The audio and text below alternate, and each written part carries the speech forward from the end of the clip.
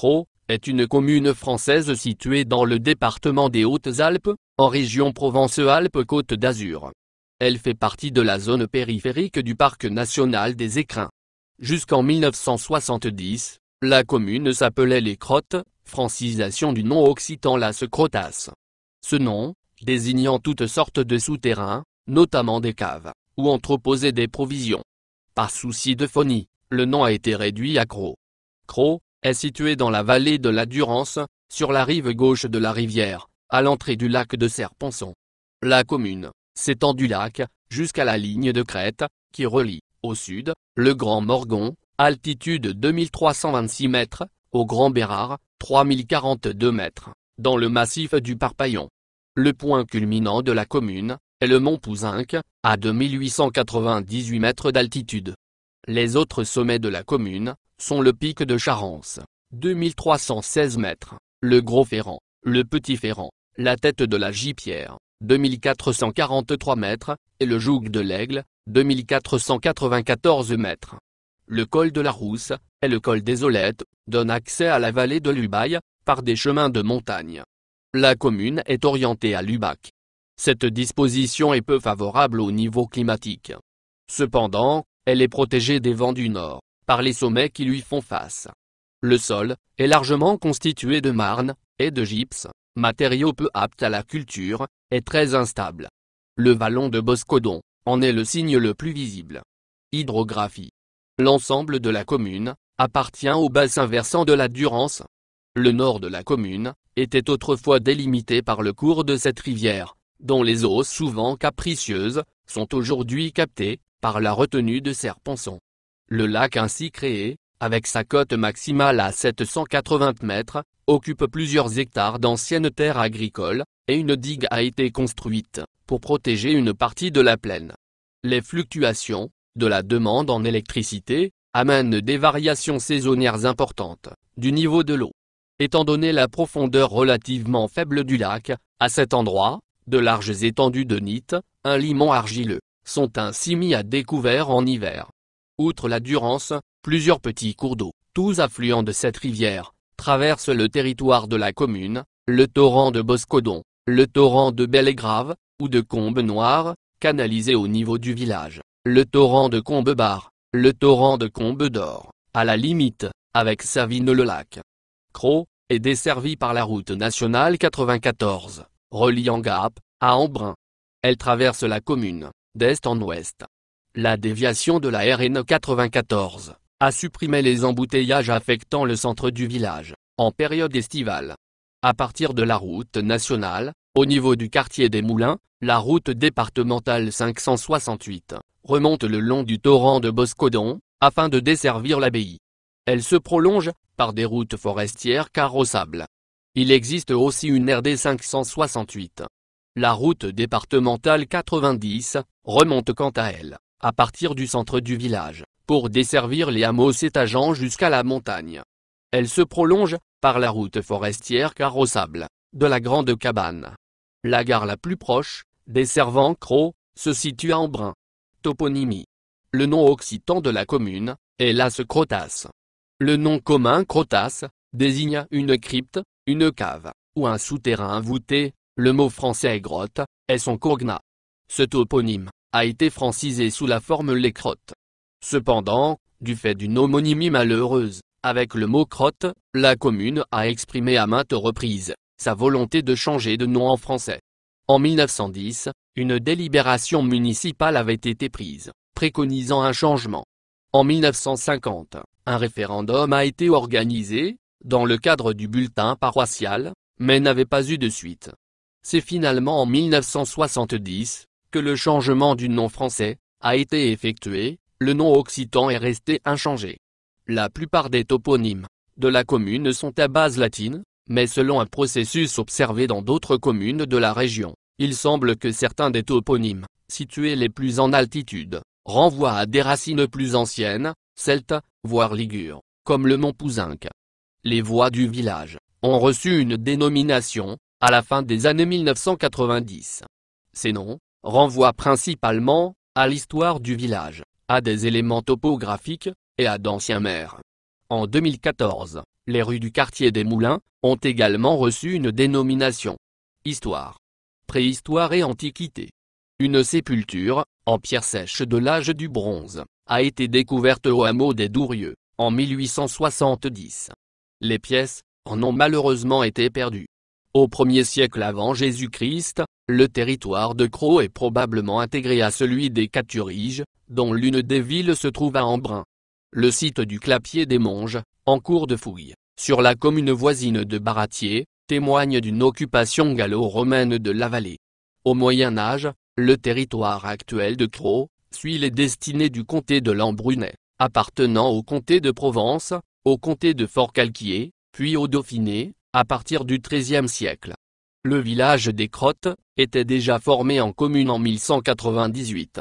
À l'origine, l'habitat se situait sur les hauteurs, aux environs du hameau actuel, de Saint-Jean.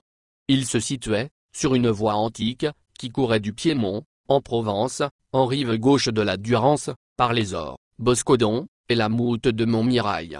Le plus ancien seigneur des Crottes connu est Guillaume d'Embrun, mentionné en 1166.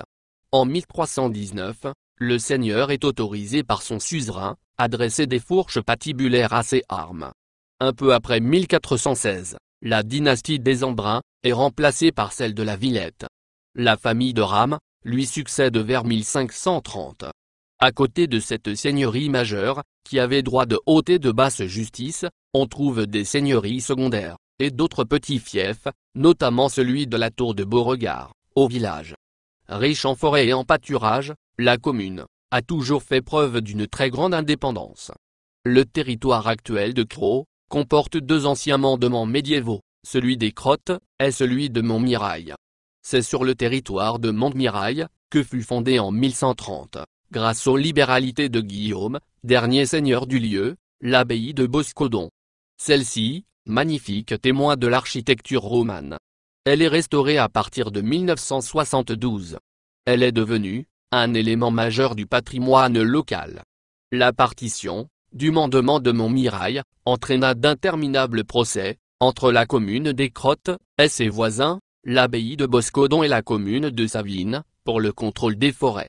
L'un de ces procès, l'affaire de la Magnane, se solde en 1899 par une victoire des Crottes, après presque 4 siècles de procédure. En 1368, une invasion des Provençaux pille les territoires de Savines, des Crottes et d'Embrun. Le château de Picontal est alors endommagé. Au XIVe siècle, une enceinte fortifiée, aujourd'hui disparue, est édifiée autour du village. À l'intérieur, est érigée une église romane dédiée à Saint Laurent, patron du village, inscrite, comme le château de Picontal, à l'inventaire des monuments historiques. Au XIXe siècle, une chapelle de pénitents noirs existait encore au village principal. En novembre 1580, Lesdiguières, chef des protestants, s'empare des Crottes avec la complicité du seigneur local, Antoine de Rame, acquis au protestantisme. Il abandonne sa conquête, après quelques jours d'occupation, mais revient en 1585, au moment de la prise d'Embrun. En 1692, une invasion du duc de Savoie entraîne l'incendie du village et du château. Les habitants s'enfuient au village d'Aimé, en Haute-Provence, avec lequel ils étaient peut-être en relation, grâce au réseau de transhumance. Le 20 avril 1790, les gardes nationales du département des Hautes-Alpes se retrouvent dans la plaine des Crottes pour célébrer une fête de la Fédération. Au XIXe siècle, la commune comptait environ 1500 habitants. La croissance de la population, ainsi que la très importante activité pastorale, entraîne un déboisement, une érosion des sols, et un accroissement des crues dévastatrices. En 1834, le village subit ainsi une crue du petit torrent de Belgrave, contre lequel il faut construire une digue. Des efforts seront menés, à la fin du siècle, afin de reboiser, et de limiter le surpâturage. L'école de Crau est édifiée en 1885, peu après l'établissement des lois scolaires. Comparé aux communes rurales voisines, le bâtiment est d'assez grande ampleur, et témoigne d'un effort financier important de la population, et des édiles, en faveur de l'instruction publique. Des écoles seront également établies dans les hameaux. Jusqu'au début du XXe siècle, La population se stabilise, autour de 1050 habitants. Comme pour de nombreuses communes rurales, la Première Guerre mondiale prélève un lourd tribut sur la population, accentuant le déclin démographique. Les jeunes crétorins, migrant dans la région de Marseille, vont notamment se spécialiser dans les métiers de la charcuterie. La forêt de Boscodon abrite durant la Seconde Guerre mondiale un maquis de la Résistance. À la suite d'une dénonciation, une grande partie de ce maquis sera déportée. En novembre 1959, la mise en eau de la retenue de Serre-Ponçon va permettre le développement d'une grande activité touristique, notamment l'été. Le 23 janvier 1998, une avalanche à la crête du Laozet, dite avalanche des Ors, emporte un groupe de randonneurs UCPA, tuant 9 collégiens et 2 adultes. Une stèle a été érigée en souvenir, au lieu dit Clos Besson. Le sol détritique est peu apte à la culture. Les coteaux situés au nord du village sont cependant exploités, le Forest, ainsi que la forêt, Montmirail, Boscodon. En été, les troupeaux d'ovins viennent pâturer dans les alpages. L'important cône de déjection du torrent de Boscodon est une ressource en matériaux. La commune appartient au bassin économique d'Embrun, où de nombreux habitants travaillent. Une zone artisanale est établie au hameau des Moulins. Une grande partie de l'activité économique est liée au tourisme, généré par le lac de Serre-Ponçon. Les plages de Chantereine et des eaux douces sont réputées pour la pratique des sports nautiques. Il existe aussi un tourisme sportif, lié aux activités de montagne, et un tourisme culturel, lié à la visite du patrimoine. Lieux et monuments remarquables. Monuments historiques inscrits. L'abbaye Notre-Dame de Boscodon, du XIIe siècle, composée d'une église de style roman, lumineuse et dépouillée, et d'une aile des moines. Le cloître a été reconstitué. Le château de Picontal, édifié au Moyen Âge, remanié au XVIe siècle. Les décorations intérieures datent du XIXe siècle. Le château a été complètement rénové au début du XXIe siècle. L'église Saint-Laurent, XIVe siècle, église romano-gothique, disposant de plusieurs tableaux et de fresques. Autres éléments du patrimoine du village. Le vieux village, ses fontaines et ses maisons anciennes. Le cadran solaire de l'ancienne poste, place Saint-Laurent, datant de 1992. Le musée de la charcuterie, présentant des collections montrant les migrations des Hautes-Alpins, dans les métiers de la charcuterie marseillaise. La croix germaine, à l'entrée du village. Le clocher, et l'horloge de l'école, 1885. Autres éléments du patrimoine, dans les hameaux. L'église Saint-Jean-Baptiste, 1828, au hameau de Saint-Jean.